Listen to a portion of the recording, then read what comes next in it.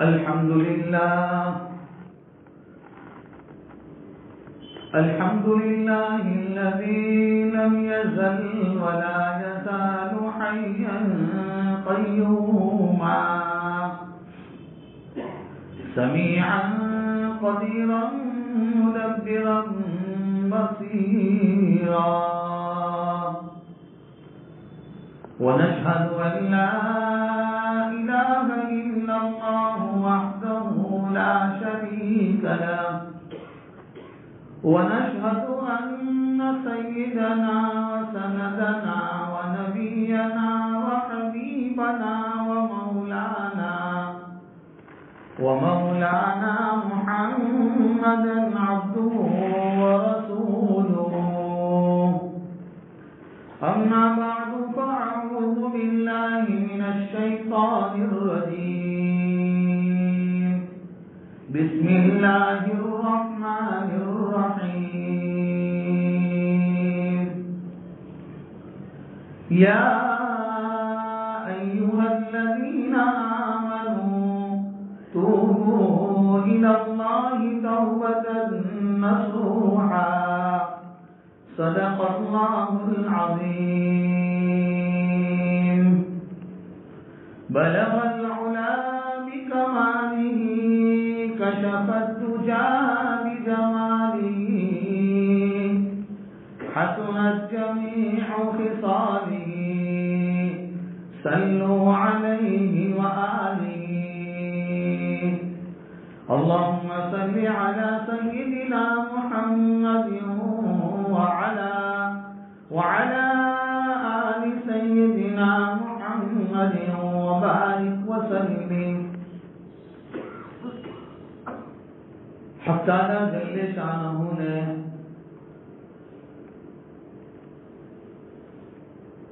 دنیا کے اندر انسانوں کو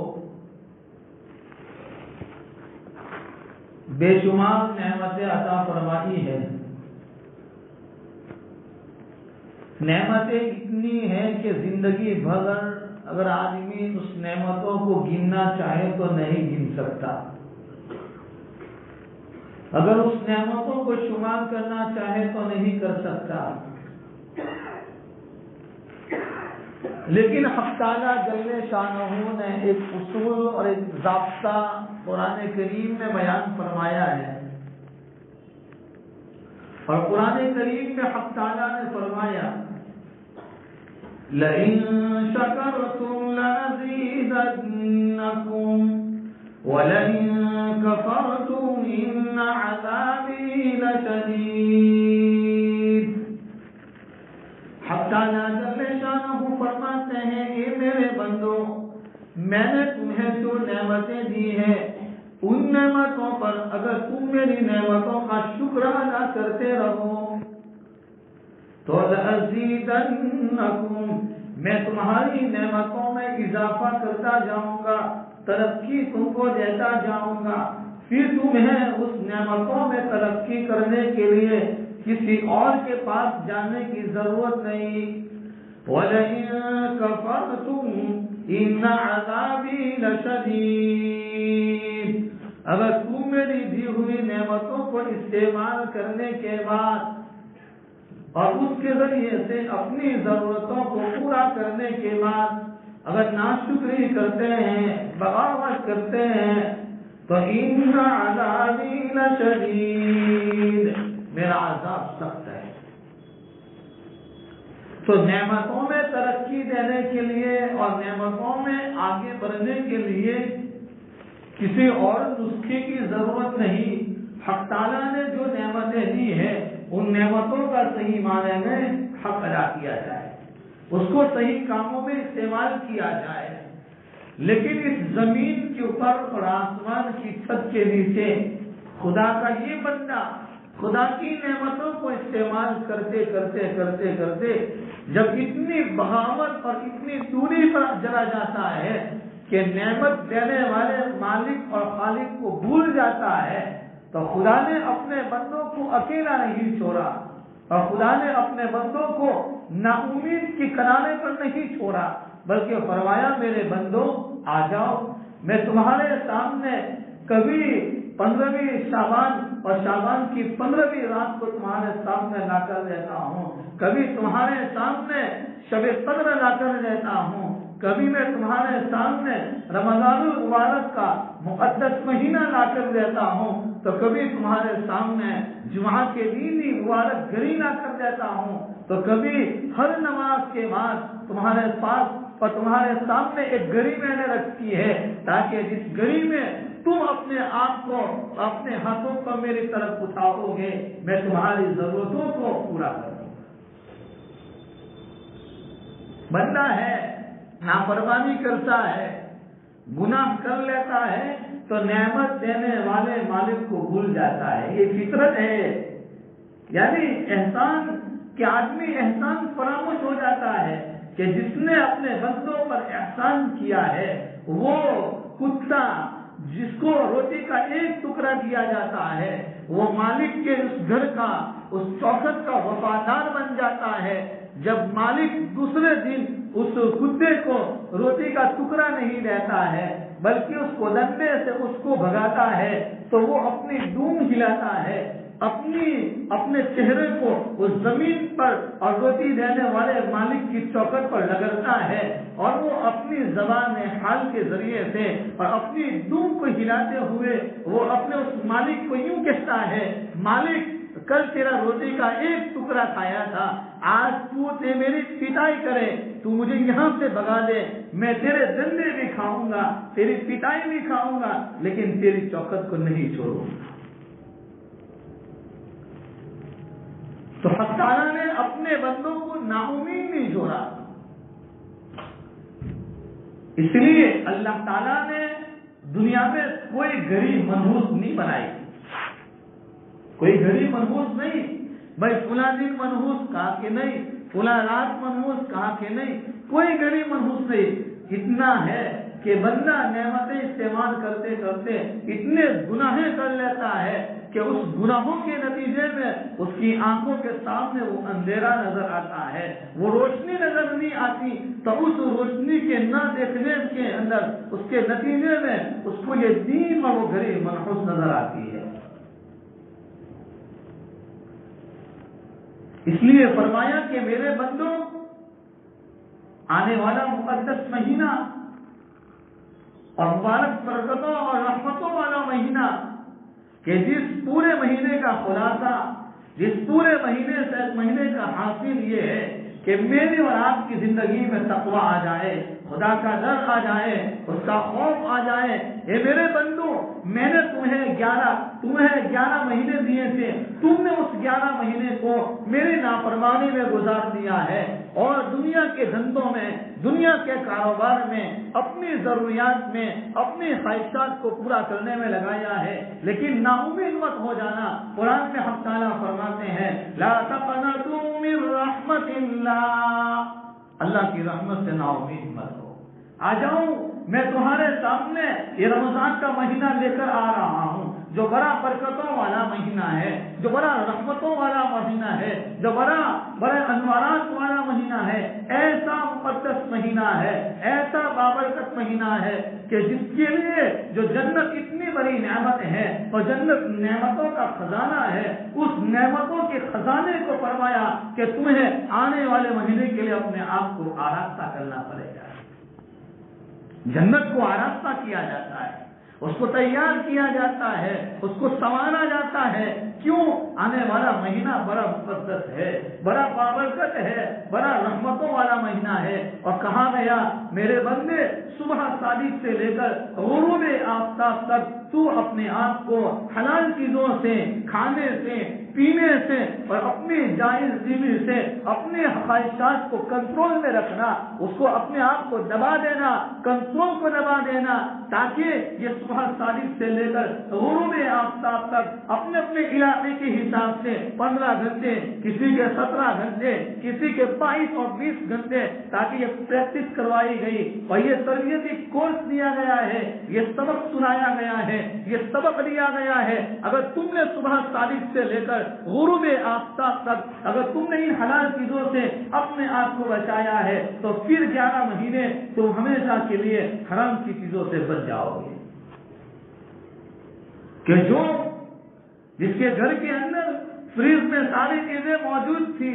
ایک سے ایک شربت موجود تھے، پانی موجود تھا، ہر قسم کا فروٹ موجود تھا، گھر میں کوئی روکنے والا نہیں تھا، اکیلا تھا، وہ کھا سکتا تھا، کوئی اس کو ملامت کرنے والا نہیں تھا، کوئی اس کو روکنے والا نہیں تھا، کوئی اس کو برا بھلا کہنے والا نہیں تھا، پھر بھی اس نے اپنے دل کو سمجھایا ہے، اپنے نفس کو سمجھایا ہے، اپنے تقاضے کو دبایا ہے۔ کیوں؟ اگر وہ 1 مہینہ پریکٹس کر لے گا تو 11 مہینے سوری کاروبار سے بچ جائے گا، حرام کے کاموں سے بچ جائے گا، حرام کمائی سے بچ جائے گا۔ اگر یہ 15-20 گھنٹے اپنے آپ کو بیوی سے بچا لے گا، خواہشات سے بچا لے گا، تو 11 مہینے وہ حرام کی اور دوسری غیر محرم کی طرف اپنے آپ کو لٹکانے سے، اپنی نظر کو طرف اٹھانے سے اپنی آنکھوں کی حفاظت کر لے گا۔ اسی لیے بڑا مہینہ ہے، ابھی جو 15ویں رات گزری ہے اس کی ایک تمہید تھی آنے والے مہینے کی، کہ کہا گیا کہ تم روزہ رکھو، راتوں کو جاگ کر عبادت کرو، تاکہ روزہ اس لیے رکھو، حکیم الامت تھانوی نور اللہ محمد فرماتے ہیں کہ روزہ اس لیے رکھنے کا حکم کیا گیا ہے تاکہ آنے والے مہینے کے ساتھ ایک موانست، ایک تعلق، ایک محبت پیدا ہو جائے، ایک الفت پیدا ہو جائے۔ میں نے 15ویں دن کا روزہ رکھا تھا، تو روزہ رکھنا تو بہت آسان ہے، جب ایک روزہ مکمل ہو گیا ہے اور اس کو میں نے ادا کر لیا ہے تو میرے لیے تو 30 دن اور پورا مہینہ روزہ رکھنا آسان ہو جائے گا۔ 15ویں رات کی عبادت اور راتوں کو جاگ کر عبادت کرنے کا فرمایا گیا تاکہ تمہیں راتوں کے اندر رمضان کے مہینے میں عشاء کی نماز کے بعد تم روزانہ 17 رکعت پڑھتے تھے، آج 30 رکعت اور زیادہ پڑھنا ہے، تراویح پڑھنا ہے، اور اس میں اپنے آپ کو ٹھکانا ہے، اس میں اپنے آپ کو قرآن کو سنوانا ہے، قرآن کو سننا ہے، تاکہ یہ پہلے ہی دن سے پریکٹس کروائی گئی، تاکہ یہ 15ویں رات میں اگر وہ عبادت کر لے گا، جاگ لے گا، تو پورا مہینہ اس کے لیے آسان ہو جائے گا۔ یہ پیغام تھا، یہ سبب تھا۔ تو آنے والا رمضان کا بڑا مہینہ، بڑا بابرکت مہینہ ہے، بڑا مقدس مہینہ ہے۔ اس کے ذریعے سے تقویٰ چاہا جاتا ہے، اللہ کا ڈر چاہا جاتا ہے، اللہ کا خوف چاہا جاتا ہے، اور جس آدمی کی زندگی میں خدا کا ڈر، اس کا خوف، اس کا تقویٰ آ جائے، وہ دنیا کے کسی بھی کونے میں رہے گا، دنیا کے کسی بھی خطے میں رہے گا، وہ اپنے آپ کو روٹی چٹنی کھانے پر مجبور کر لے گا، روٹی چٹنی کھا لے گا، لیکن وہ حرام کی کمائی کی طرف نہیں جائے گا، وہ سودی کاروبار میں نہیں جائے گا، وہ لون کے دھندوں میں نہیں جائے گا، وہ کسی کے پاس سے قرضہ وصول کرنے کے اندر بیاج دینے پر مجبور نہیں ہوگا۔ کیوں؟ اس کے دل میں خدا کا ڈر ہے، تقویٰ ہے، اللہ کی خشیت ہے، یہ چاہا جاتا ہے۔ ہم یہ سمجھتے ہیں کہ رمضان کا مہینہ تو صرف دن میں روزہ رکھنا ہے اور رات میں صرف تراویح پڑھنا ہے، بس بات ختم۔ ایک ایک سیکنڈ بڑا قیمتی ہے، ایک ایک سیکنڈ بڑا قیمتی ہے، اس کو ضائع مت کیجیے۔ ہماری زندگیوں میں کئی مرتبہ رمضان کا مہینہ آیا گزر گیا، ہم نے 2 سال اس کورونا کے دور میں ہم نے دیکھ لیا، ہر کسی نے دیکھا ہے، جو بڑے بڑے طاقتور تھے، بڑی صلاحیت کے مالک تھے، منومن مٹی کے نیچے جا کر دب گئے ہیں، دفن ہو چکے ہیں۔ میرا اور آپ کا بھی ایک دن آنے والا ہے، یہ بڑا بابرکت انسان ہے وہ، جس کو آنے والا مہینہ مل جائے، جس کو آنے والی گھڑیاں مل جائے، وہ اپنے آپ کو ان گھڑیوں میں ضائع نہ ہونے دے، اپنے آپ کو دنیا کے دوسرے کاموں کو آگے پیچھے کر ہونا تو یہ چاہیے تھا کہ پورا مہینہ آدمی رمضان کے اندر اعتکاف کر لے اور اللہ سے کہہ دے، اے میرے مالک، 11 مہینے بہت کمایا ہوں، 11 مہینے بہت دنیا کے کاموں میں اپنے آپ کو میں نے مشغول رکھا ہوں اور گناہوں بھری زندگی گزارا ہوں، لیکن مالک آج تیری چوکھٹ پر آیا ہوں، آج تیرے در پر آیا ہوں اور تو نے بلایا ہے، یہ مہینہ تو نے ہی دیا ہے، اسی لیے جب تک تو میری مغفرت نہیں کرے گا، جب تک تو مجھے جہنم کی آگ سے آزادی نہیں دے گا، میں تیری چوکھٹ کو نہیں چھوڑنے والا۔ ایک ماں اپنے بچے کی پٹائی کرتی تھی اور مارتی تھی، اور بچہ دور جاتا تھا پھر آتا تھا، دور جاتا تھا پھر آتا تھا۔ ابن قیوم اس واقعے کو کے ذریعے سے سبق دینا چاہتے ہیں تو آدھی رات ہو گئی، ماں نے دروازے بند کر لیے، لیکن ماں تھی، پھر اٹھی، دیکھا اپنے بچے کو اپنے گھر کی دہلیز پر پایا ہے، اپنے سینے سے لگا لیا اور سینے سے لگا کر کہا لبتے جگر نور نظر، میں نے تجھے بھگایا تھا، تو میرا باغی بیٹا ہے۔ وہ بیٹا اپنی معصوم زبان سے کہنے لگا ماں بات تو صحیح ہے، تیرا ہی بیٹا ہوں، تیرا ہی باغی ہوں، تیرا ہی نافرمان ہوں، مجھے سب کچھ مل جائے گا لیکن تیری ممتا نہیں ملے گی۔ ہم بھی خدا سے یہ کہیں گے مالک 11 مہینے بہت کچھ کیا ہوں، کیا کیا ہوں کوئی جانے نہ جائے، میرا کپڑا یہ بدن سے اٹھ جائے، میرا بدن کا ہر بال گناہوں میں لطپت ہے، میرے قریب میں بیٹھنے والا مجھے جانے یا نہ جانے میں کتنا باغی ہوں، میں کتنا نافرمان ہوں، خدا کی زمین پر رہ کر، خدا کی آسمان کے چھت کے نیچے خدا کی نعمتوں کو استعمال کرتے کرتے میں نے خدا کو کتنا ناراض کیا ہوں۔ میں کیوں کسی کو کہوں میرا مالک میرے سارے حالتوں کو جاننے والا ہے، میرا مالک کالے پہاڑ پر چلنے والی اور کالی رات کے اندھیری رات میں وہ چلنے والی چوزے کی آہٹ کی جب آواز کو سنتا ہے تو وہ میرا مالک میرے تمام حرکتوں سے واقف ہے۔ یعلم خائنۃ الاعین وما تخفی الصدور، میرے دل میں کیا چل رہا ہے، میرے پاس اور میرے ساتھ ہزاروں لوگ چل رہے ہوں لیکن میرے دل کے خیالات، میرے جذبات اور میرے وساوس کہاں کہاں چل رہے ہیں قریب میں بیٹھنے والے کو نہیں معلوم، لیکن میرا خدا ان تمام چیزوں سے واقف ہے۔ یہ ڈر پیدا ہو جائے، یہ تقویٰ پیدا ہو جائے، اسی لیے فرمایا آنے والے مہینے کے اندر اپنے آپ کو ایسا مشغول کر دو عبادتوں میں، قرآن کی تلاوتوں میں، ذکر و اذکار میں، ہمارا ایک بھی سیکنڈ ضائع و برباد نہ ہو جائے۔ ہمارے محلے میں ایک بچی کی شادی ہونے والی ہو اور اس کا 3 مہینے پہلے محلے کے اندر دعوت دیے بغیر ہر گھر کے اندر شور شرابہ ہو، ہمارے محلے میں فلاں کی بیٹی کی شادی ہونے والی ہے، فلاں کا بیٹے کا نکاح ہونے والا ہے، فلاں مسجد میں نکاح ہے، فلاں مولانا آنے والے ہیں، حالانکہ دعوت نہیں دی ہے لیکن دعوت دیے بغیر یہ سارے چرچے چل جاتے ہیں، تو یہ آنے والا مبارک مہینہ اتنا مقدس مہینہ اور اس کے لیے ہم نے کوئی تیاری نہیں کی۔ اس کی تیاری یہ ہے، ایک تو یہ تیاری ہے کہ جو ہمارے گھر کی ماں بہنیں کرتی ہے کہ سموسے بنا لیتی ہے، نہ معلوم کون کون سی آئٹم ابھی سے بنا کے تیار رکھتی ہے، وہ ایک ضروری چیز ہے، ایک ضرورت ہے، مقصد نہیں ہے، وہ ضرورت ہے۔ اس کے بغیر بھی آدمی کا روزہ ہو جاتا ہے، اس کے بغیر بھی آدمی کی شہری اور افطاری ہو جاتی ہے، بلکہ میں ایک طرف بڑھا کر یوں کہوں اگر ہمارے افطاری کے سامان پر تو ہمارے افطاری کے دسترخوان پر اگر ہمارے سامنے 5 قسم کی الگ الگ آئٹم رکھی ہو، ایک سموسہ اٹھاتے ہوئے اپنے منہ میں ڈالتے ہوئے یہ سوچنا چاہیے کتنے قوم کے یہ وہ بیٹے اور قوم کے کتنے نوجوان اور کتنی معصوم بچیاں جیل خانوں کے سلاخوں کے پیچھے پڑے ہوئے ہیں، ان کی شہری اور ان کی افطاری کا نظام کیا ہوگا۔ میں اپنے گھر پر میں اپنے افطاری کے دسترخوان پر ہزاروں قسم کے شربت استعمال کرتا ہوں، لیکن میری قوم کی وہ بہن، میری قوم کی وہ بیٹی جو جیل کے سلاخوں کے پیچھے اپنی زندگیاں گزار دی ہے، ان کی شہری اور افطاری کا نظم میں نے کیا کیا ہے۔ یقیناً یہ ایک ضروری چیزیں ہیں، لیکن ہونا یہ چاہیے کہ رمضان کے آنے سے پہلے ہر آدمی اپنا نظام الاوقات بنائے۔ مجھے راتوں کو جلدی اٹھنا ہے، 11 مہینے میں نے تہجد نہیں پڑھی،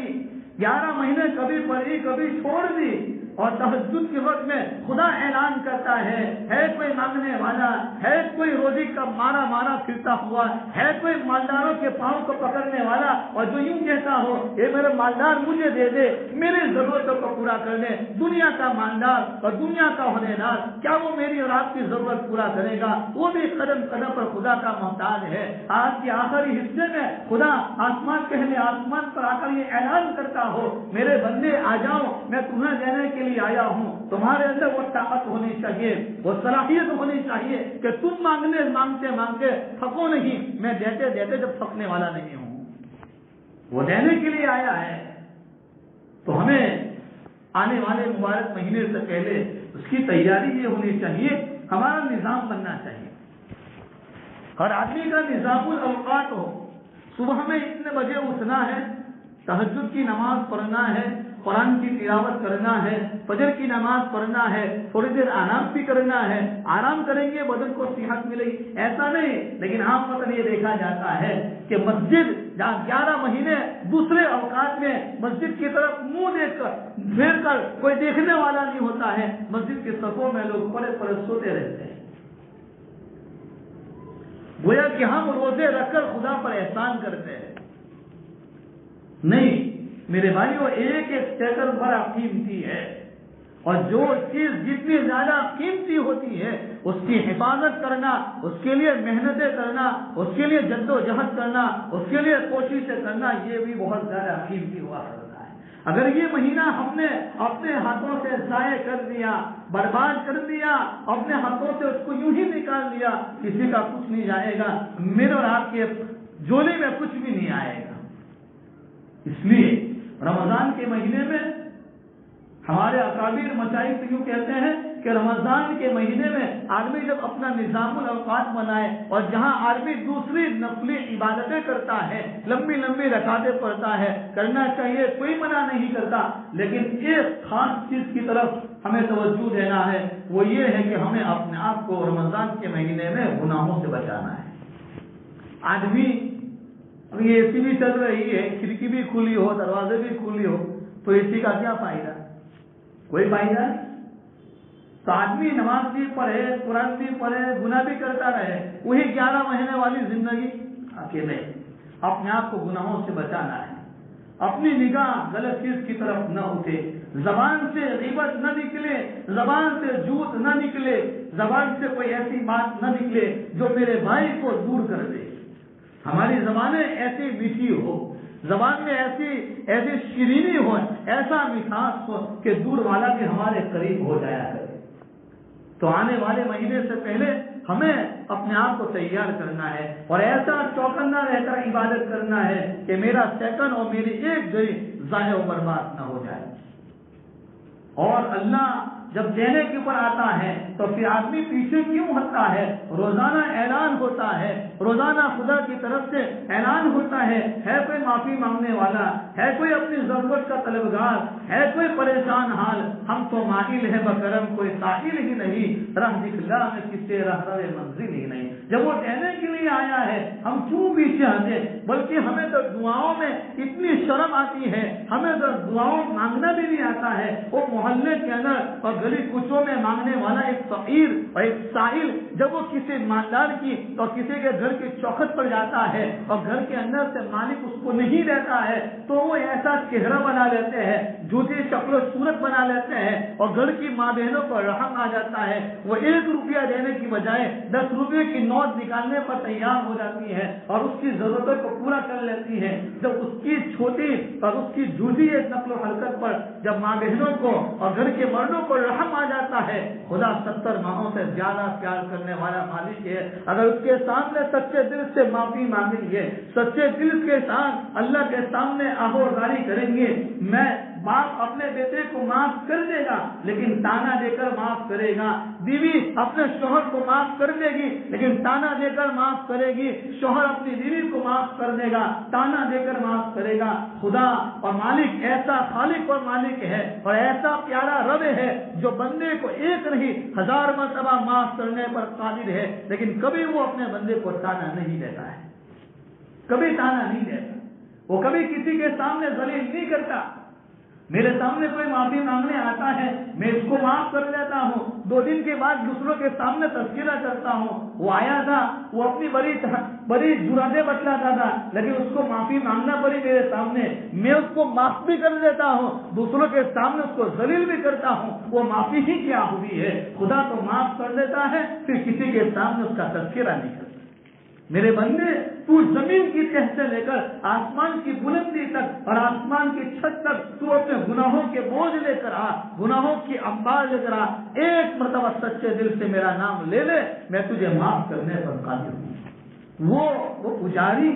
70 سال تک بتوں کو پوچھتا رہا اور بتوں کے سامنے اپنی پیشانی کو رگڑتا رہا اور رگڑتا رگڑتا وہ روزانہ آواز لگاتا تھا یا صنم، وہ یہ بت یعنی بت کو عربی میں صنم کہا جاتا ہے، وہ آواز لگا رہا تھا۔ ایک مرتبہ جب اس کی زبان سے یہاں سمجھ نکل گیا، خدا کا نام نکل گیا ہے، تو غیر سے آواز آئی، بول بندے حاضر ہوں،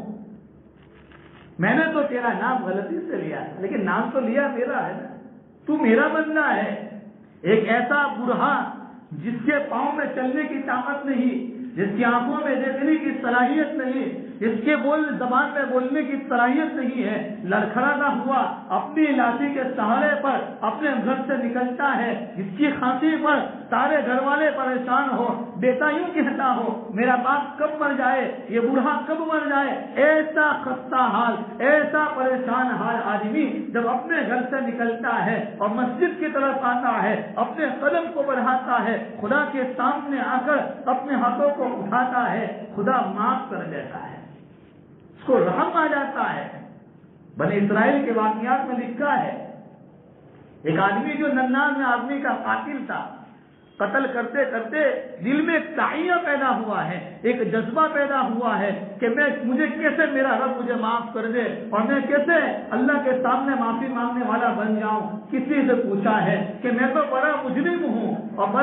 بڑا قاتل ہوں، میں نے 99 آدمی کو قتل کیا ہے، آپ کی معافی کا کوئی راستہ نہیں۔ ہمارے پاس میں کوئی آتا ہے تو ہم بھی وہی کہتے ہیں تیری معافی کا کوئی راستہ نہیں، ہم قدم قدم پر ہم ایک ایک بول پر نہ معلوم کسی کو کیا کہہ دیتے ہیں۔ معاف ہمیں بھی کرنا ہے، معاف وہ کرنے پر قادر ہے۔ تو کہا کہ نہیں، آپ کا کوئی راستہ نہیں۔ اس نے اسی کے ذریعے سے اس کو قتل کر دیا، کہا چلو 100 کا عدد مکمل ہو جائے، لیکن دل میں ایک داعیہ تھا، ایک جذبہ تھا، آگے چلتا ہے، پوچھتا ہے، وہ فلاں بستی کے اندر ایک اللہ والے ہیں، بڑے بزرگ آدمی ہیں، آپ ان کے پاس جائیے، وہاں جا کر آپ کی معافی کا کوئی راستہ نکالیے۔ ابھی تو اس بستی میں گیا ہی نہیں، راستے میں ہے اور خدا کی طرف سے فرشتے آ گئے ہیں، لیکن وہ واقعہ لمبا ہے، مختصراً یہ ہے کہ اس رحمت کے فرشتے کو حکم دیا گیا ہے کہ اس بندے کی روح کو نکال لو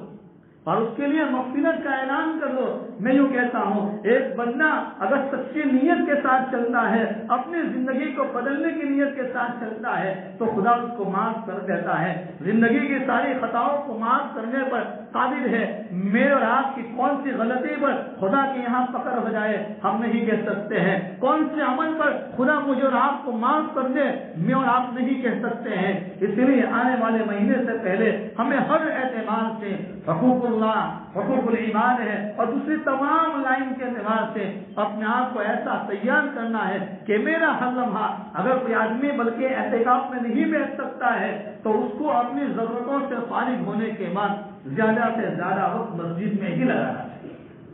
اس کا رات، اس کی دین، اس کا ہر لمحہ، اس کی ہر گھڑی مسجد میں گزرے۔ 11 مہینے بہت کھایا، 11 مہینے بہت پیا، بہت سوئے، 1 مہینہ عبادت کر لیں گے، 1 مہینہ خدا کو منوا لیں گے، ہمارا بیڑا پار ہو جائے گا، ہمارا کام بن جائے گا، پھر ہمیں کسی کے سامنے جانے کی ضرورت نہیں پیش آئے گی، کسی کو سفارش کرنے کی ہمیں ضرورت نہیں آئے گی، کسی کے پاؤں پکڑنے کی ضرورت نہیں آئے گی، کسی کی داڑھی میں ہاتھ لگانے کی ضرورت نہیں آئے گی، ہم اس کے ہو جائیں گے، وہ ہر ایک کو ہمارے حوالے کر دے گا، وہ ہر ایک کو ہمارے حوالے کر دے گا۔ دنیا کی ساری مخلوق کے قلوب خدا کے قبضے میں ہے، اسی لیے توبہ کرنا ہے، استغفار کرنا ہے، خدا سے معافی مانگنا ہے اور خدا کے سامنے عاجزی، انکساری اور تواضع، من تواضع للہ رفعہ اللہ۔ جس آدمی کی 15ویں رات میں مغفرت نہیں ہوتی ہے، آپ نے سنا ہوگا 15ویں رات کے بارے میں، اس موقع پر علماء سے سنا ہوگا، تو آنے والا مہینہ کتنا بابرکت ہوگا، کتنی رحمتوں والا ہے۔ ہم تو اتنے چھوٹے دن والے ہیں، ایک دن کے لیے تھوڑے معاف کر دیتے ہیں اور پھر پورا مہینہ واپس اسی کے ساتھ ہماری دشمنی ہوتی ہے۔ نہیں، ایسی عبادتیں کیا کام کی، ایسی نمازیں کیا کام کی کہ میرا دل کسی کے بارے میں بدگمان ہو، میرا دل کے اندر دشمنیاں پڑی ہوئی ہو۔ اسی لیے اس مقدس مہینے میں اپنے دلوں کی اصلاح کروانا ہے، اپنے آپ کو، اپنے دلوں کو ایسا پاکیزہ بنانا ہو، بلکہ ہمیں وقت نکال کر جہاں خانقاہوں کا نظام ہوتا ہو ان خانقاہوں کے اندر جانا چاہیے، اپنے قلوب کی اصلاح کروانا چاہیے، وقت نکال کر دعوت و تبلیغ کی مبارک محنت کے اندر اپنا حصہ لگانا چاہیے، روزانہ کے مشوروں میں، روزانہ کی تعلیم میں اور روزانہ کی دوسرے اعمال میں اپنے آپ کو شریک کروا کر، اپنے آپ کو محتاج بنا کر اپنی زندگی ایسی بن جائے، ایسی بہترین بن جائے، اس کے لیے ہمیں ابھی سے تیاری کرنا ہے۔ اللہ سبحانہ و تعالیٰ سب سے پہلے مجھے ہم تمام کو آنے والے مقدس مہینے کی، بابرکت مہینے کی تیاری کی توفیق عطا فرمائے۔ کتنے مرحومین ہوں گے آپ کے علاقے کے اندر، آپ جانتے ہوں گے، میں نہیں جانتا، میں اپنے علاقے سے واقف ہوں، ہزاروں لوگ سے جو دنیا سے چلے گئے ہیں، جو رمضان کے مہینے میں کورونا کی لہر میں کتنے لوگ چلے گئے ہیں۔ ہم اگر خوش قسمت ہیں جب تک ہماری آنکھیں کھلی ہے، اللہ ہمیں زندگی کی صحیح قدر جانے کی توفیق نصیب فرمائے، اس کے لیے تیاری کرنے کی توفیق عطا فرمائے، اور یہ دعا کرنی چاہیے، اے باری تعالیٰ جب دنیا میں تو نے پیدا کیا ہے، ایمان کے ساتھ پیدا کیا ہے، رب میں تیرے سامنے یہ دعا کرتا ہوں کہ میں جب تک اس دنیا میں اس روئے زمین پر زندہ رہوں، میں ایمان کی سلامتی کے ساتھ زندہ رہوں، جب میں دنیا سے جاؤں ایمان کی سلامتی کے ساتھ جاؤں، اللہ مجھے ہم تمام کو ایمان کی سلامتی کے ساتھ جانا نصیب فرمائے۔ آمین۔ وآخر دعوانا ان الحمد للہ رب العالمین۔